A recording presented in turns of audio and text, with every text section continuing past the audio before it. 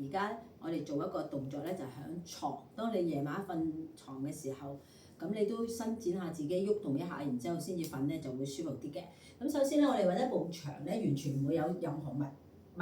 件會跌落嚟嘅先，因為咧驚你哋咧太多嘢喺床啊，掛咗啲衫啊，或者你會棘到啦。咁咧然之後你就坐落去最貼近牆，將個人打側貼咗落去之後，你褪一褪細啲，個腳曲多啲，然之後瞓落嚟。瞓咗落嚟之後咧，將隻腳遞上去，慢慢轉身，一路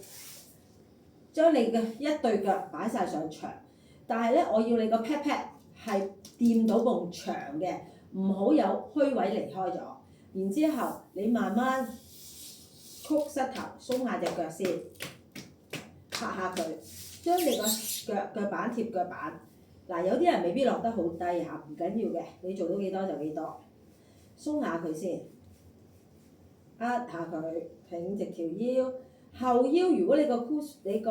床好腍咧，你可以由一條毛巾咧捲到一個香腸咁樣晾住個腰，咁你會舒服啲嘅。咁樣鬆下佢，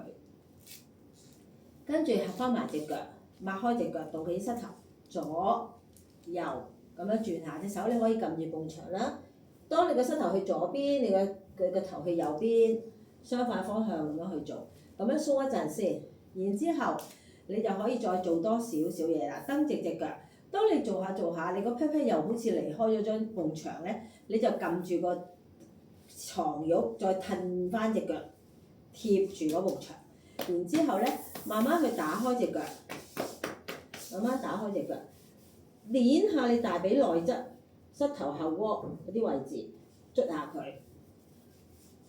隻腳盡量伸直膝頭，腳腕勾入嚟，揼下佢，將你個肚腩仔捽下，因為咧呢啲位置咧好多淋巴嘅位置可以咧排咗你啲腳嘅水啊，因為咧一日嘅活動咧可能隻腳聚咗好多水，咁樣拍下佢，鬆下佢，收翻埋嚟。再動起膝頭，又再鬆下腰。咁你咧隨便你啦，做幾多動作得嘅。你可以咁樣翹住腳，翹住腳，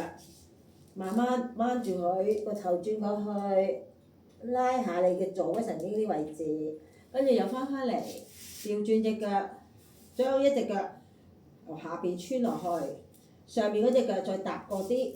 個頭擰住喺你嘅膝頭方向嘅相反位置再轉下去，慢慢舒服嘅。hold 一陣，可能5至10個呼吸啦，冇所謂嘅。咁如果你話哇，我咁樣都好緊喎，好攰喎，唔緊要嘅，你只係就咁樣晾住，搖下，拱下，搖下，拱下，做完一邊又係咁樣晾住，搖下，拱下，鬆下佢嘅啫。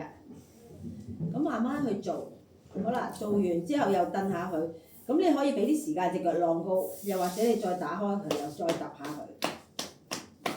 咁你可能咧又會落啲，咁每一晚都做下呢個動作。咁做完之後，你收翻埋隻腳，慢慢轉身，一路打側個身，一路瞓翻好咧，又唔好即刻瞓喎，你抱一抱膝，嗱抱膝頭，